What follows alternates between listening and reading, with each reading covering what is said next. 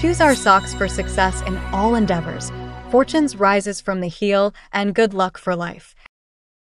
Good morning. Today is Wednesday, March 5, 2025.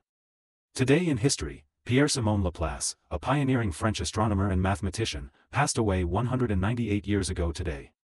He was a key figure in the development of celestial mechanics and celestial evolution. The Laplace transform, Laplace theorem, and Laplace equation, all named after him, remain fundamental in various scientific and technological fields. Today also marks the awakening of insects, one of the 24 solar terms in the traditional Chinese lunar calendar. As spring thunder rolls, dormant insects stir from hibernation, symbolizing nature's revival. This period signals rising temperatures, increased rainfall, and the start of spring plowing, marking a crucial phase for farmers as they prepare for the agricultural season. Welcome to today's Qing Chao Morning News. Let's start with political updates.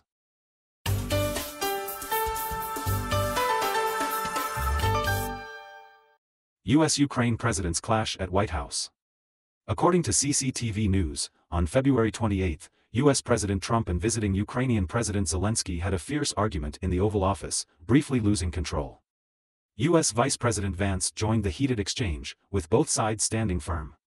Pete Baker, chief White House correspondent for The New York Times, said it was the first time he had seen such a scene since covering the White House in 1996. During the meeting, Trump accused Zelensky's hatred of Putin of obstructing a Russia-Ukraine peace deal. Zelensky pushed back, and Vance later called it disrespectful for Zelensky to argue in front of the media. Zelensky countered that all parties in the conflict bear responsibility and warned that the U.S. would also be affected. After the argument, Zelensky was reportedly asked to leave early. The planned joint press conference was cancelled, and the high-profile U.S.-Ukraine mining agreement remains unsigned.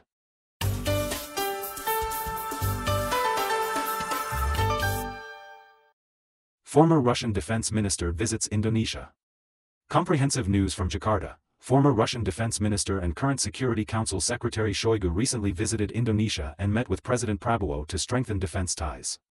Shoigu and Prabowo discussed bilateral relations, including security and defense. Indonesia said the visit opens broader opportunities for future cooperation, with both sides committed to strengthening their strategic partnership. Analysts note Prabowo's interest in deeper cooperation with Russia.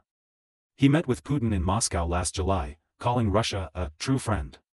Last November, Indonesia and Russia held their first joint naval exercises in the Java Sea and plan to expand them this year. In January, Prabowo visited India to explore purchasing BrahMos missiles, jointly produced by India and Russia. Israel-Hamas truce talks stall.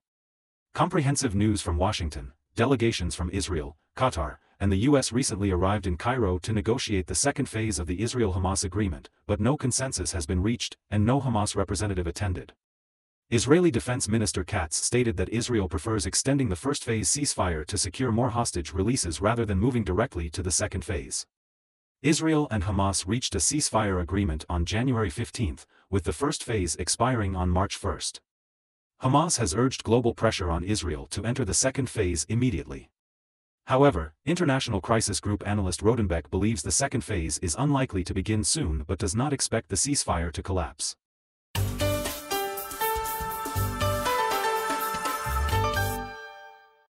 "1 billion Indians have no disposable income." According to Reuters, a recent report estimates that among India's 1.4 billion people, about 1 billion lack disposable income for non-essential goods or services. India's consumer class, the key market for startups and businesses, ranges from 130 million to 140 million. Another 300 million are classified as primary or potential consumers, though their spending remains cautious. This trend emerged even before the pandemic. Over the past decades, India's wealth gap has widened. In 1990, the richest 10% held 34% of national income, rising to 57.7% today, while the bottom 50% saw their share drop from 22.2% to 15%. Weak consumption stems not only from declining purchasing power but also from falling savings and rising debt.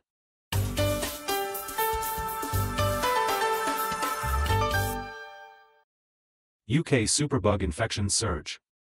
According to Agence France-Presse, recent research shows that superbug infections cause about 7,600 deaths in the UK annually, with another 35,200 deaths linked to related complications.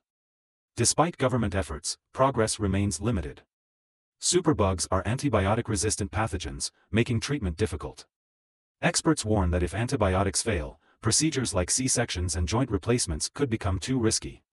The UK has labelled antimicrobial resistance a major public health threat, acknowledging that response measures have had limited impact. Thai bus crash kills 19. Comprehensive news from Bangkok. A bus overturned in Prachinburi, central Thailand, killing 19 and injuring 32. 3 buses carrying 129 passengers were traveling from Bueng Kan to Rayong when the last bus lost control on a downhill section and rolled over. The accident occurred on a steep road known for frequent crashes. Authorities require buses to stop at a designated rest area atop the mountain to cool their brakes before descending.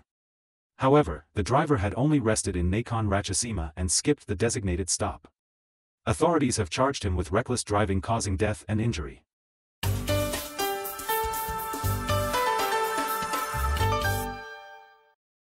U.S. private lander successfully touches moon.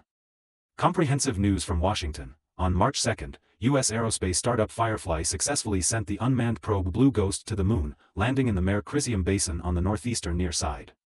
About the size of a small car, Blue Ghost carries 10 NASA scientific instruments.